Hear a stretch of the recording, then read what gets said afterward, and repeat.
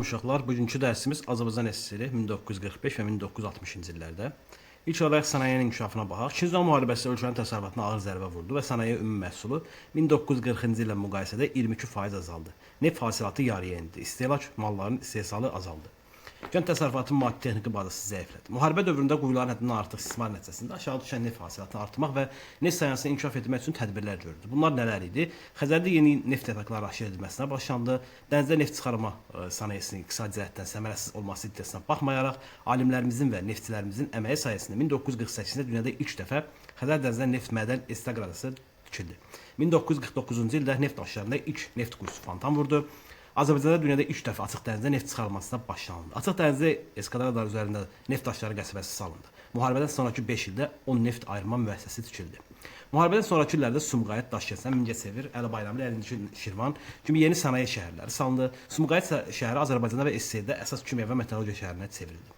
Müharibədən sonra ilk 10 il ərzində Azərbaycan aşağıdakı iri sənaye müəssisələri tikilib istifadəyə verildi.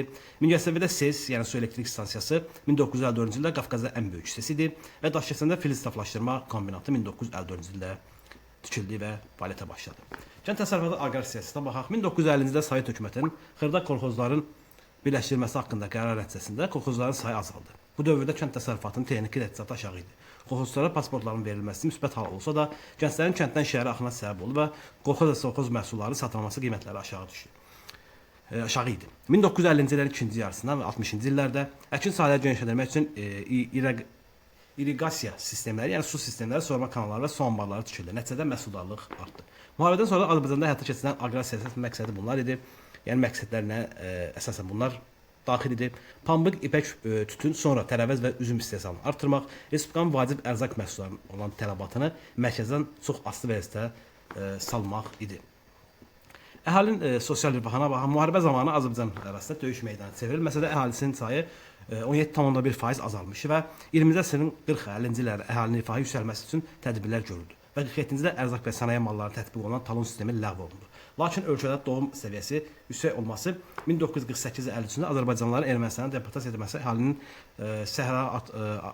səhrasının artmasına səbəb oldu. Yəni sayın artmasına səbəb oldu Azərbaycan ərazisində.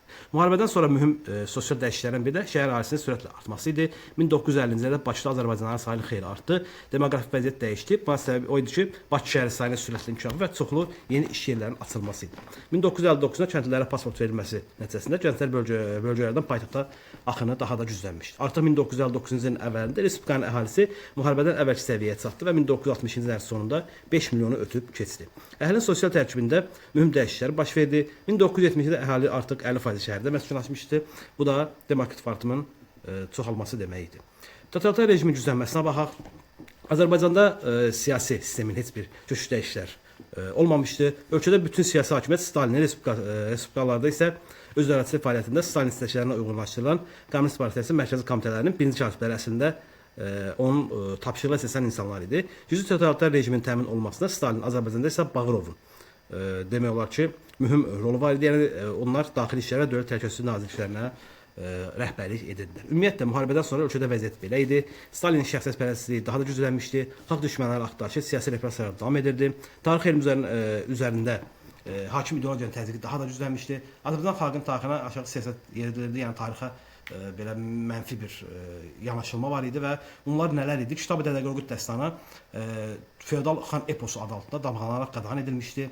Bakıxanovun fanatizmə, xan və bəyləri müdafiə etməklə, Kazımbəyev isə çarizmi sadiq qulu olmaqda günahlandırılırdı. Şimali Azərbaycanda Rusiya könüllü birləşdirilməsi haqqında saxta dəlillər irəli sürüldü və AXC hökumətinin xalqa zidd siyasətini yürütdüyü iddia edilirdi. Akademik Dadaş Sadə türk casusü kimi damğalanmışdı və 1949-da akademik Heydər Hüseynov 19 əsr Azərbaycan ictimai və fəlsəfi fikir tarixinin əsərində Şeyx Şamilin bahsıyla xalq hərəkatının çarizmin müstəmləkə siyasətinə qarşı mübarizə kimi qiymətləndirərək bu əsər ona verilmiş Stalin mükafatına geri almasına səbəb oldu. Dağlıq Qarabağa qarşı ermənilərə yeni ərazi iddialarına baxsaqsə, 2-ci Dünya müharibəsindən dərhal sonra 1945-ci ilin payızında Ermənistan rəhbərliyi Moskva qarşısında Dağlıq Qarabağ Muxtar vilayətinin Ermənistana birləşməsi ilə bağlı məsələ qaldırdı. Onlar Stalin tarixi əsas olmadan Dağlıq Qarabağ Muxtar Dövlətinin güya iqtisadi cəhətdən Ermənistan SSR-yə bağlı olduğunu sübut etməyə çalışırdılar. Moskva isə həmin məktubu Bağırova göndərərək onda rəyini bilmək istədi. Bağırov 10 dekabr 1941 tarixli məktubunda isə belə demişdi: Qarabağ Azərbaycanın qədim torpağı olduğu və Ermənistanın isə bu istiqlal heç bir təxəssüs olmadığı faktını sübut etmişdi. Əhalinin əksəriyyəti Azərbaycanı təşkil edən Şuşadan başqa Dağlıq Qarabağın əraziləri o halda Azərbaycana verilə bilərdi ki, müxtəlif vaxtlarda Ermənistan və Gürcüstana Sovet Rusiyasının verilmiş Azərbaycana yaşayan bir çox tarixi vilayətləri, yəni bunlar hansılardı? Vedi, Qarabağlar, Əzizbəyev rayonları Azərbaycan SSR-yə qaytarılsın. İndi Azərbaycanlılar Ermənistan SSR-nin birinci deportasiyasına baxaq. 1946-cı ildə Rusiyanın, yəni SSR-nin Ali Sovet Rəis Heyəti xaricdə yaşayan ermənilərin Ermənistan SSR ərazisinin köçürülməsi haqqında qərar qəbul etdi.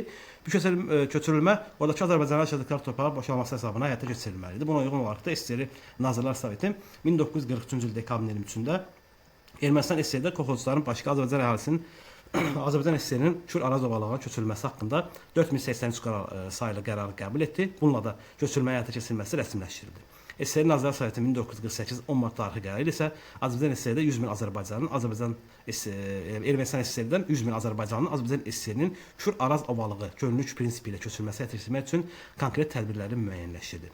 Ermənistanlar Azərbaycana deportasiya olunmuş Azərbaycanlılar Azərbaycanın Kür Araz ovalığı və digər rayonlarında, yəni Saatlı, Göyçay, İmişli, Əlibayramlı, Zərdab, Salyan, Kürdəmir, Sabirabad, Yevlax və Uzaylıda yerləşdirildi. 1948 və 53-cü illərdə Azərbaycanın zorla köçürülməsi deportasiyası nəticəsində Ermənistan SSR-də Azərbaycanın sayı xeyli azaldı. Eyni zamanda Azərbaycanda yaradılan yeni sənaye şəhərlərində Sumqayıt, Əlibayramlı, Megəsə daşıyan başqa respublikaya işləməyə gələn minlərlə adam, o cümlədən ermənilər yerləşdirildi. Sovet hökumətinin totalitar rejimin inşalması cəhdlərinə baxsaq isə 1953-cü ildə Stalin vəfatından sonra onun yerinə Nikita Xruşov gəldi və birinci katib seçildi. Xruşovun dövründə Mirzəfər Bağırov qüsurlar, rəhbərlik metodlarına, kadrlar səmərəli fəaliyyət üçün şərait yaratmamaqda təqsirkar bilinərək və əsasından kənarlaşdırıldı. 1953-cü ildə sonrası həbs edilərək xalq düşməni kimi ölüm cəzasına güllələməyə məhkum edildi, yəni 1956-cı ildə.